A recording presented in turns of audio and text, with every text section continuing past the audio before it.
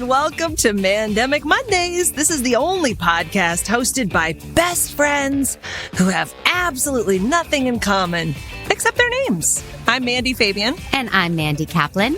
And we are the Mandys. And we are the Mandys. Here's what we're going to do. We're going to be reviewing and debating the Friday Netflix release, because Netflix is so kind to give us a new movie every Friday. Woo. During these times. And we're also going to be bringing things to each other that are keeping us sane during these times we like to call the Mandemic. Yes. Well, there will also be a lot of puns. I'm warning. Heads up now. Tons of puns, tons of them. Yeah. And when just a disclaimer, when we say staying sane, you should do air quotes. Oh, when you're hearing staying sane, just know sane is in air quotes, because who knows, really? Yeah. We're not really sane. Can we actually try to get sane? Like from where Sure. we started off? Let's see if we can do that. Well, this movie's not going to do it. This movie ain't going to make you sane, is it?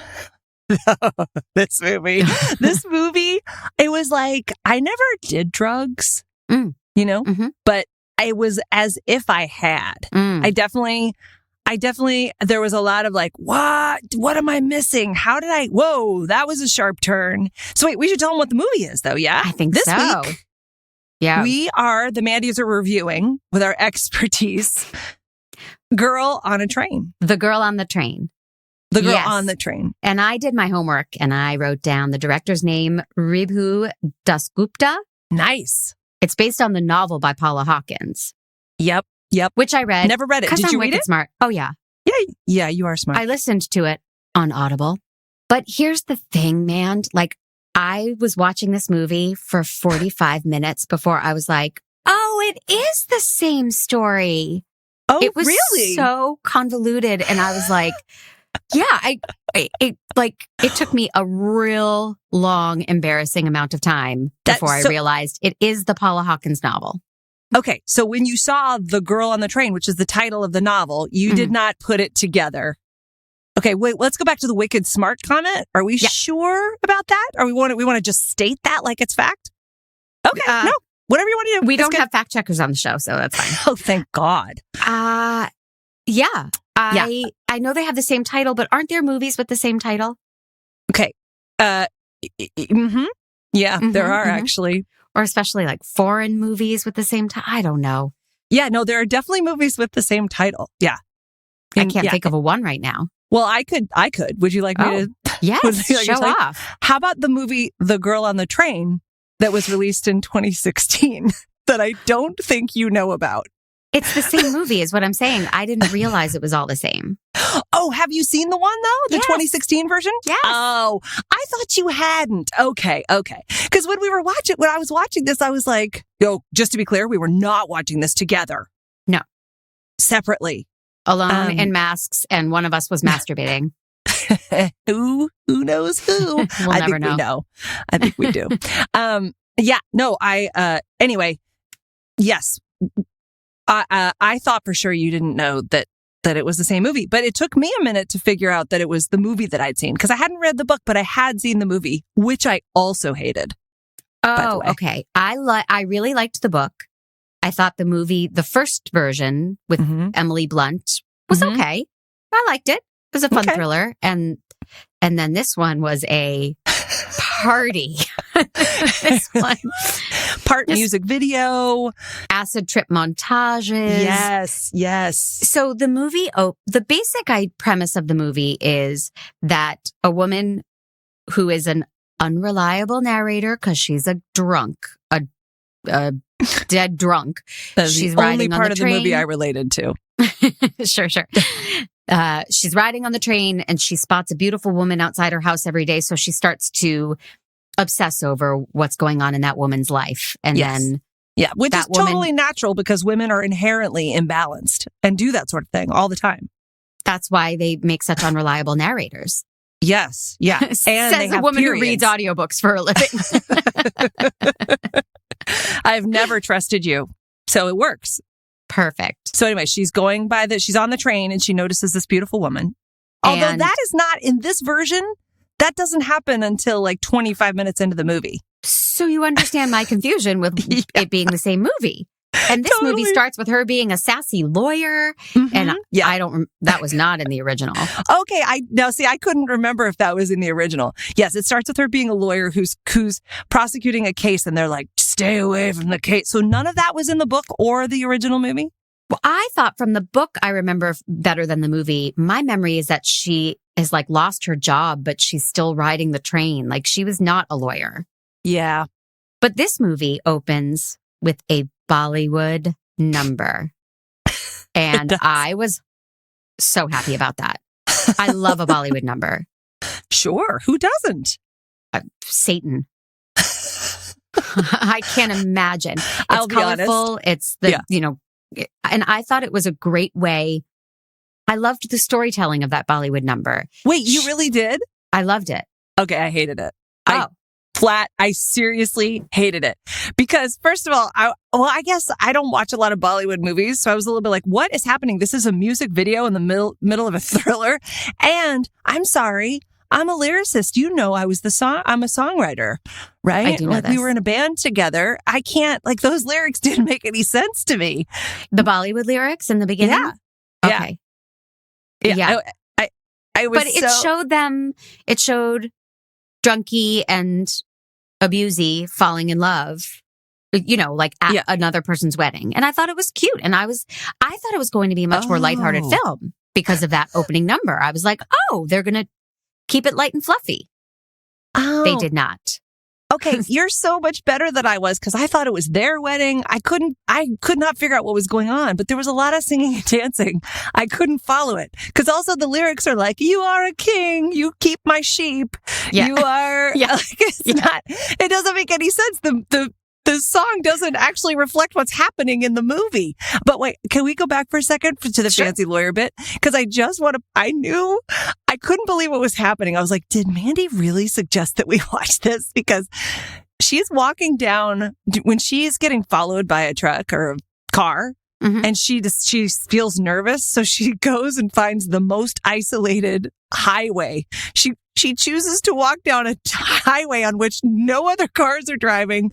And it just happens to sidewalks completely empty. Mm-hmm. And she just happens to find the most remote place where she could be alone and terrorized by this car. I thought it was a very funny choice for a woman who was afraid.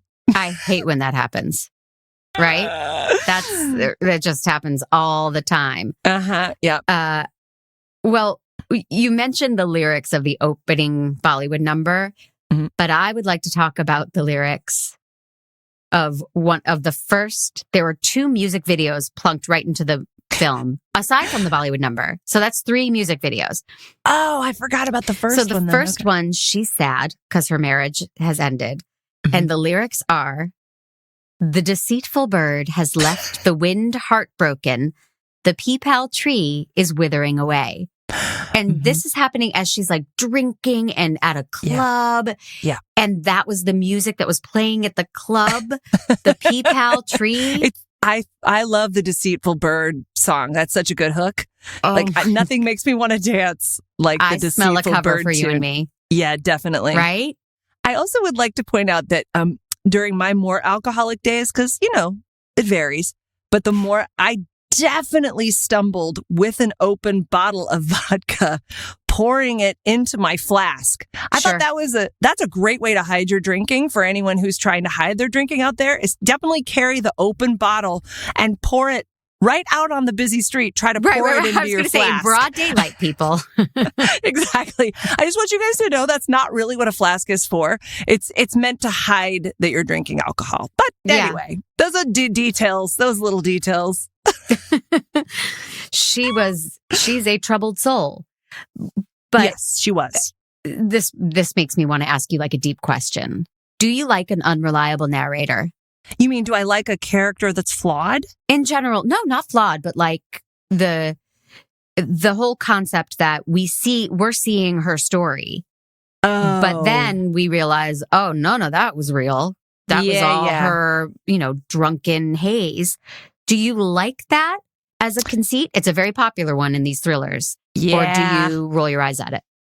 I don't roll my eyes at it because because it's a thriller. I always feel like there's going to be a twist. This one, well, thank God I had watched that other movie because I don't think I would have followed this at all if I hadn't sort of already seen the movie and then forgotten it instantly.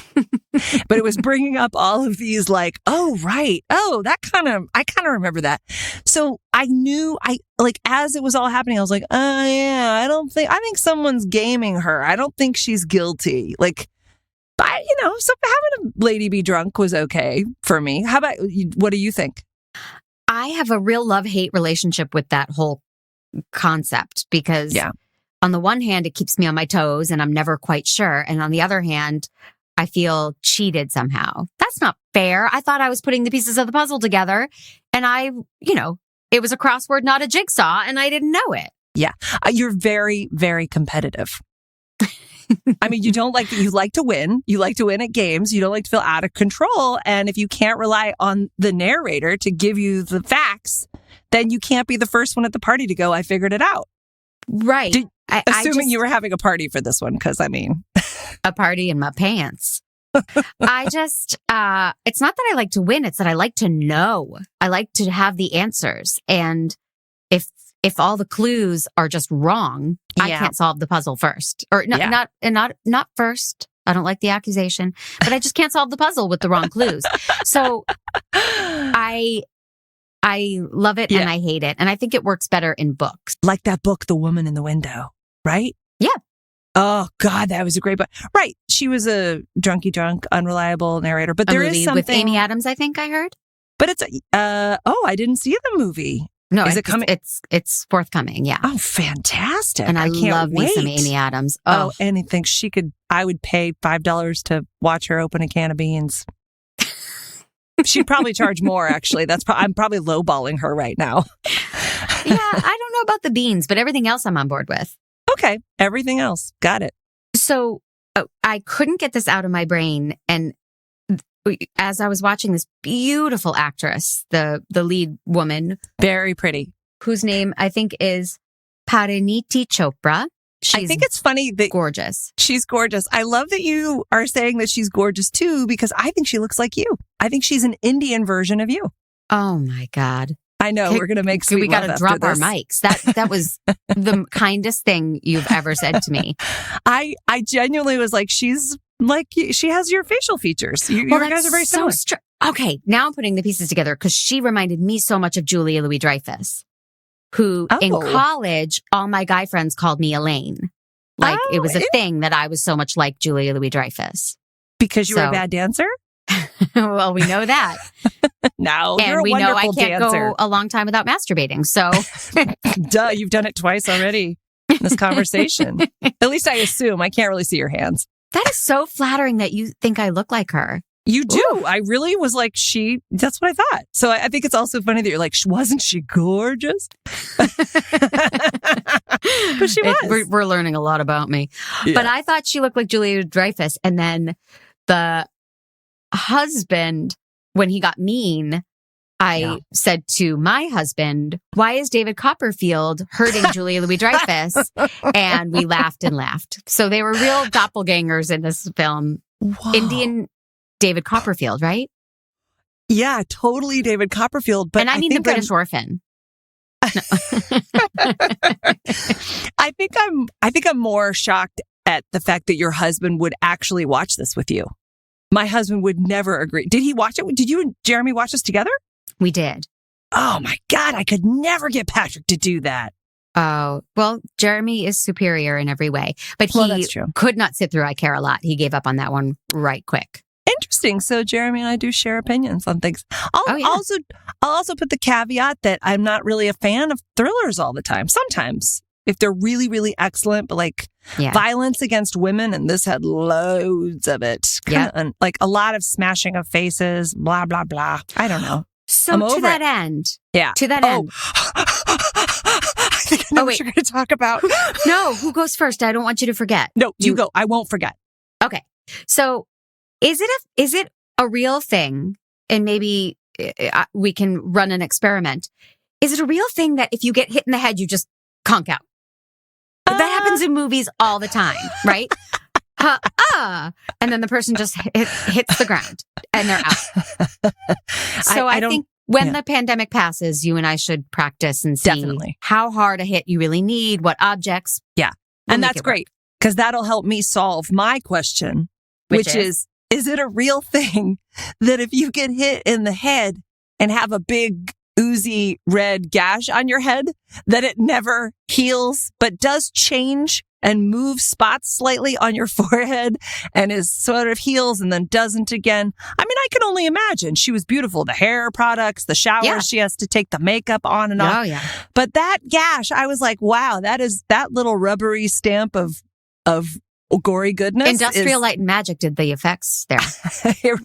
It delivered. I mean, I feel like it should have gotten a role. I feel like the wound on her head should have also been credited as an actor in the film. Does London not sell Band-Aids or gauze? Cover that shit up. It's right? The nastiest. She was aggressively oozing pus all over London. Cover it up. Yeah. That was a really interesting choice. Even when she started to get her shit together, that she didn't wear a Band-Aid. I mean, I get it. Listen, we just got our knives sharpened and my fingers look like, dog meat. It's bad. I don't have any Band-Aids on this, but I'm also not trying to solve a murder case. And you're a badass. So you wear those tiny little scrapes and cuts with badges of honor. Definitely. Yeah. Well, when you cook a vegetarian beef and cabbage. Anyway, a lot of slicing and dicing. How does it smell in your booth? Oh, God. That just sounds, woof. It makes you miss me. Sounds right stinky. I didn't hate the movie. I wouldn't say I liked the movie, but one big problem I had was it was told in such a non-linear way. You're like, wait, did this just happen? Or was this a flashback? Or are we in the present now? So it wasn't just me that was confused? Oh, God, no. But I hardly really can follow plots. It has to be pretty simplistic for me. Mm-hmm. That's why I like to stick to love stories, because I can kind of figure out who's going to have sex in the end. That's the plot I really care about. Right. But no, I found it very confusing. And in the book, is it the sergeant that ends up doing it, or was that all made up too? No, that didn't sound right to me. Yeah, I didn't remember that part. That was some interesting police work. One thing I did enjoy. It was interesting police jeans. Oh, she had the craziest high-waist jeans. Yeah, definitely. That made me deeply uncomfortable, far more than the violence against women and the oozing pus. It was the jeans. I wanted her to fix those jeans. That was, yeah. Oh my God. Yeah, no, she was very interesting. I liked the bouncing between, I was very thrown at first, but then I liked the bouncing between English and, is it Hindu? Is that the language that they were speaking? I'm not going to pretend to know, but I assumed so. I'm going to pretend to know. Okay. And I might be wrong. So disclaimer there. Okay. I liked it too. And it bothered Jer. But I was like, but I know so many people who grew up in bilingual houses where that's just what they did. Well, it was interesting, the words that they would choose to speak in English. And you go, hey, is that because there's not a word for that? Or because does that happen if you're in India, that they just, by the way, where was this movie set? Was it was in India? London. Oh, it was in London? I believe so. Yeah. Okay. I couldn't really tell, but I'm not as well traveled as you are. Oh, okay. I think. Okay. Yes. I've been there once. I ate at a fantastic restaurant. And, did you have some vegetarian corned beef there? And cabbage. Let me know how that turns out. I'm interested in that. Oh, sure. One other pet peeve that occurred in this movie is a big guy gets shot. The big guy with the long hair, did he get shot? He got something and he's dying. Now, when a person is dying on screen, do they really only have enough breath left in their body for 2 words? Or could you just make a whole sentence? He was like, my home, die. And I'm like, Come on. There could be a few more details revealed. Well, but he didn't get shot. He got hit by a car. His lungs got crushed. 6 of 1. Look, we've all been there. Yes and no. I don't know. I feel like when my lungs get crushed, maybe there might be 2 words only. But when I get shot, and I have been multiple times, as you know, I can string lots of sentences together. Okay, I so can maybe still that's hit on the people distinction. if I've gotten shot. Yeah. I know that device is kind of funny.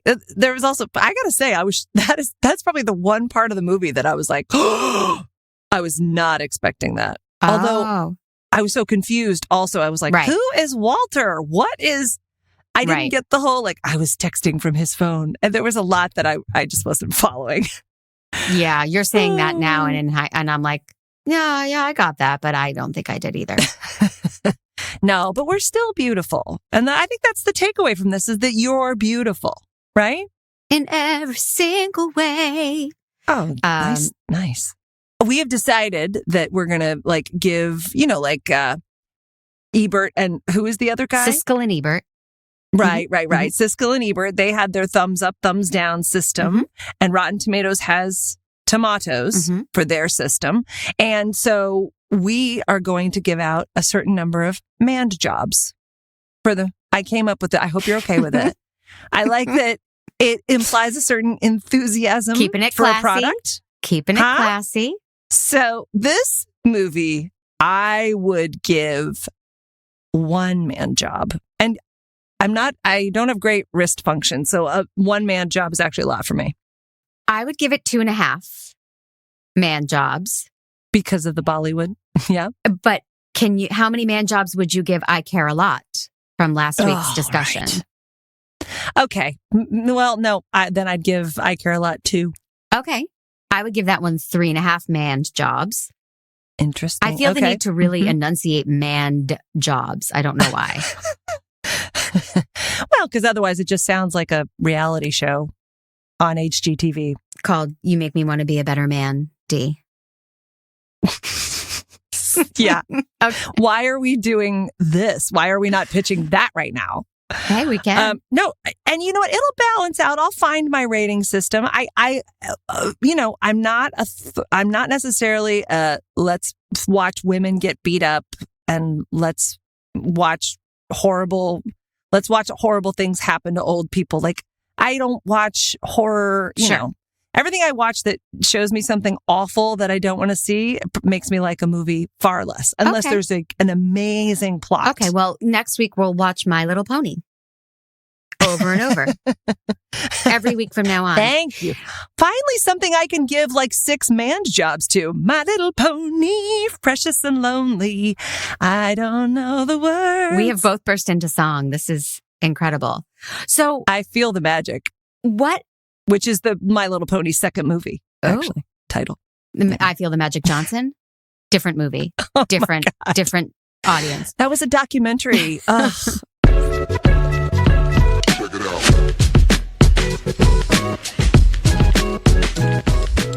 Man, you know what I love?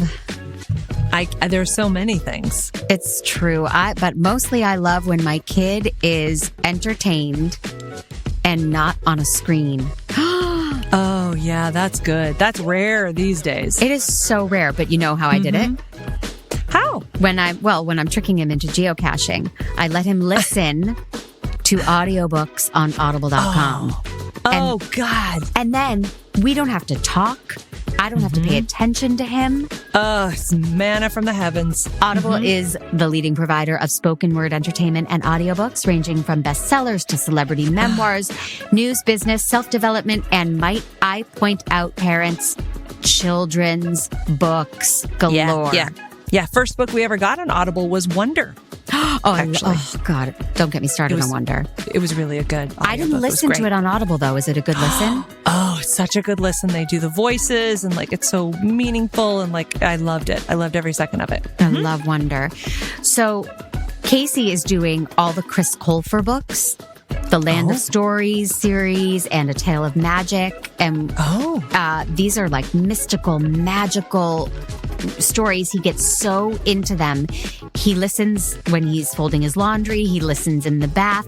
That's the beauty of Audible. You can download and listen to titles offline, anytime, anywhere, on your smartphone, on any device, and you never lose your place.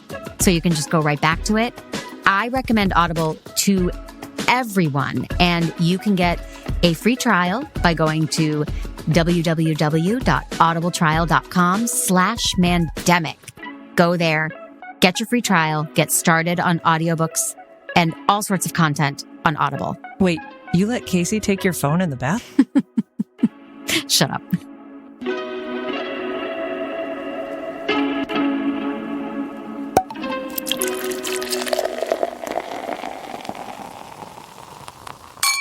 What else are you enjoying these days to keep you sane during the pandemic? I did a deep dive on Free Britney. Framing Britney. Framing No? Britney. Tell me. Oh my God, have you not seen it? No. Okay. So Britney Spears she has a conservatorship. Her father runs her money. This I've heard, yes. Yes. And she has recently been petitioning not to release the conservatorship. Who knows why she has to have one, but apparently she recognizes she has to have one. But she has been petitioning the court to not have her father do it, but instead have a professional company, not unlike, Rosamund Pike's company. Oh, right. Marla Grayson. Yeah. Yeah. Like a professional guardianship company to take over her finances because she says she's scared of her father. Right. Ooh. Yeah. Okay. But then he's arguing I'm only ever been a loving father who just wanted to protect my daughter. But then you hear things, the documentary's on HBO, HBO Max, I think. And it's all about, the fans have taken up this whole hashtag Free Britney. Ever since that guy cried, right? Which guy cried? That There's guy, a crying guy? Oh, a long time ago. It was a GIF and he was like, I just said a Free Britney. Right? Oh, yeah, the fan. Yes. It's the New York. Oh, it's not. I'm sorry. I think it's on Hulu. I got to find out. I'm terrible. I watch a lot now. And I can't keep track of any of it. Oh, yeah, it's on Hulu. Sorry. It's the New York Times Presents thing. It's on Hulu, not HBO. Not HBO. Okay. Fuck you, yes, HBO. But all the fans are featured in the documentary and they take up they during the pandemic with masks, take their little signs down to the city hall where the courts are and protest on her behalf. But you don't hear from Britney at all. So it's a little confusing. Sure. Made without her participation. This film. Right. No, she doesn't talk at all in the movie. But it's kind of really fascinating. First of all, it makes me realize, everybody was really hard on Britney in a really bad way. They super over-sexualized her. Even though, she did wear those crop tops, so back in the day, you were asking for it as an outfit. Yeah. But she's a pop star. That's what pop star women do. That doesn't mean you get to say inappropriate things to a 16-year-old girl, right? That's a little bit of. Didn't somebody say Barbara Walters was unfair to her, or Diane Sawyer was unfair to her? Diane Sawyer was horrible. Yeah. Horrible. Oh yeah, that was my other casting for the movie. Is you could do Justin Timberlake as the husband and Britney Spears as the woman who's going crazy on the train. It would be a bring back in so many ways, and it would be very current. Yeah. So I think we should remake this movie actually 3 more times. A few more times. Yeah. Yeah. We've got some great ideas. I love it. So and then I did an even deeper dive and I found out that she's 39 years old. Okay. And her boyfriend is 26 or 27. Hi. Okay. Hi, Britney. You know what I'm saying? Hello. But she's had a lot of boyfriends, right? I feel like she's always like, don't be judgy. Oh no, this is the one. Some of us have had a lot of boyfriends. Okay. You're very judgy about that. No. She's had a lot of boyfriends. I don't know if this is the one, but all I know is her boyfriend was 10 years younger than her and protecting her privacy, even though on Instagram he did say that her dad is a dick. And her dad's name is Jamie. Yep. And so is her sister's name. Which is very confusing. That's weird. Yep. Mm-hmm. They're the George Foreman of, where's she from? Louisville? I don't know. Yeah. I'm dying to know, where there's smoke, there's fire, right? was Britney unfit? Like they did take her kids away from her, which is pretty unusual. They did. And she was remember, she shaved her head and bashed a car and. Well, that's normal. That's Hollywood. I mean, okay, she went a little crazy. But but then she was performing in Vegas and she was doing all the stuff. So you go, how was it that they just took control of everything and she never got it back? So I was very intrigued by it, but mostly about her 27-year-old boyfriend. I'm telling you, it was a titillating week. That's fantastic. Yeah. How about you? Let me ask you something. Do you like the outdoors? Yes. Yeah. Do you like being on a quest? Sure. Like for margaritas? Do you like feeling like a total failure? That's a get. Am I used to it or do I like it? Then you, my friend, might like the international phenomenon known as geocaching. Well, it sounds exciting. What is it? It is international phenomenon? Oh, it's all over the world. This is not just like a Los Angeles or it's all over the world. It's an outdoorsy thing and I don't know about it? It is. It's a hobby that I don't know when it started. I should have done a little more research about the history of geocaching. But right now, with technology, you get on your phone and there's an app called geocaching and it shows you a map and it says, like, if you put in your current location, there are 30 little dots all over the map. And those are all little things that have been hidden and you're supposed to go find them and then keep track in your phone of like, we found this one. Oh, somebody must have stolen this one. We didn't find it. Whoa. And it was my way of tricking my son into like getting outside and getting exercise, was to be like, we're going to go geocaching. And we talked all about it. We saw it in some movie that he was watching and he's like, yeah. And then you get there and you end up crawling around on like a street corner, digging through pine needles and not finding the thing you're supposed to find. And you end up fighting with your family because the kid wants to give up. And you're like, no, we went this far. We're not giving up. And everybody's mad at each other. And that's geocaching. That was a great turnaround. Okay, so you're not a manned job. Like you're not giving a lot of man jobs during your geocaching. Well, it's interesting because when I'm not with my stupid family, I take very long walks in the morning. Anyone who knows me knows this. And I've done it by myself where I'm like, let me just like click in where I am and see. And I'm like, and I find them by myself. And it is the most satisfying feeling when you get to click on your phone, found it, and a little smiley face pops up and you're like, wow. I did it. I win geocaching. Wow. Yeah, sure. But yes. When you can't, and then you have to like figure out divorce proceedings because everybody's mad at each other over it. It's a big bummer. They should have little like blue dots then of like where lawyers are. You know what I mean? Interesting. So if you're failing at the actual quest, at least you have family law possibilities. There's a great product placement tie in there. Definitely. I love it. Yeah. The Barnes firm. Yeah. As soon as we make a lot of money doing this, then we're definitely going to start that. Because that's a great startup idea. Shark Tank. I love it. So wait, I can imagine it's extremely frustrating if you are looking for a bunch of things and they're not there. And when you said this, I was like, someone's going to ruin this for everybody and take the stuff. So it's not there like are douchebags everywhere. Yeah. So it's not like, there's a mailbox that isn't going to move. It's like they actually put a physical little thing and it's a little container usually. And sometimes there's a little piece of paper and you bring a pen and you write your initials to show that you found it. And when it's there, I can't explain how gratifying it is when it's there. Of course. It's like a mystery. It's like a treasure. That's got to be thrilling. It is. Here's my advice to anyone who tries geocaching, you included. And I think you and your girls would actually love it. Single people with nothing to lose, please. Because it sounds like this is terrible for families. But go ahead. So you pick a dot on your phone and you're like, this one's 0.3 miles away. Let's head there.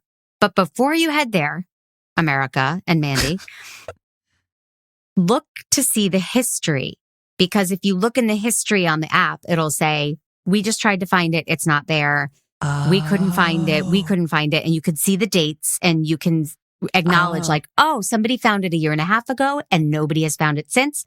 Let's not waste our time. So that is what we've learned.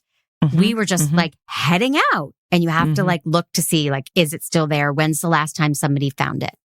Yep. It feels a little like cheating, but who cares when you have a 10-year-old in tow? Oh, yeah. Cheat whatever you have to keep him happy, for sure. It's a little bit like when I'm finding electric car chargers. You know, they have these little notes that say they don't work. This one's not working. Oh, I just charged. So it's like a whole underground, very cool society. But, you know, someday. Well, next week when we talk, will you let me know how geocaching went with your family? I will. I think I mean, they'd love it. I live in a nice neighborhood though, so I don't know if we do that sort of thing in my neighborhood, but you know, I can look into it. That's another thing is like they are in neighborhoods, but they're on public property, but it can be like hidden on a sidewalk or a tree. So there are people who live at a geocaching site who just watch families circle a tree all day, like looking for it. It's weird. That is weird. How much does it cost and who sets this up? Is it like a company that sets it up and do you pay them? I'm sure the company set up the app. So I don't know who that was. And then I could hide a geocache tomorrow. And then I just have to enter it into the app and say, here are the clues, here are the coordinates, go find it. Wait, so it's a whole society that does this. Okay, I'll make a deal with you. I'll take my family geocaching if you can figure out how to enter coordinates. Once you tell me you've entered coordinates, you bet we'll go geocaching. Them's fighting words, Fabian. All right. We're going to wrap this up. Let's wrap it up. My friend. So the movie we're going to watch next week, I'm so excited about. Yeah? It's Moxie, which is Amy Poehler's directorial debut on Netflix, releasing Friday. Oh, I'm so excited. Yes. Did she not direct that wine movie? I don't think she did. Okay. If people want to talk about this movie, yes, or ask us questions or have topics or make comments, where could they find you, Mandy, to do that? Suggest outfits for us to wear during the movie, and then we will post selfies of ourselves in those outfits. I'm just riffing here. This is audience engagement. I would so do that. I would so do that too. As long as it's sweatpants, I'm fine. You bet. Nothing with zippers, please. Yeah, gotta be no bra needed. Like, be real, people. Don't be shitty. This is I gotta wear a bra or someone gets hurt. But okay. So you can find us at I'm on Instagram at MandyFab, and I'm on Twitter at MandyFab1. And I'm on Instagram at Mandy_Kaplan_Clavens with a K. And I don't really check Twitter, but it's at Mandy Kaplan on Twitter. I'm just excited that I'm hopeful that there will be fewer dance numbers in the next film. And yet I'm also looking forward to the possibility of them. If it's Britney and JT, we're making them dance. Well, I was talking about Moxie. Oh, you meant in Moxie. But sure. Yeah, no, you can't have a movie with Britney. Let me tell you, if Britney and JT sign on, the whole thing is a musical. Oh my God, that's another great idea. We're geniuses. Okay, that's our idea. Yep. We got to go work on that. Yep. I'll get my kazoo. I love you. I'll see you next week. See you next week.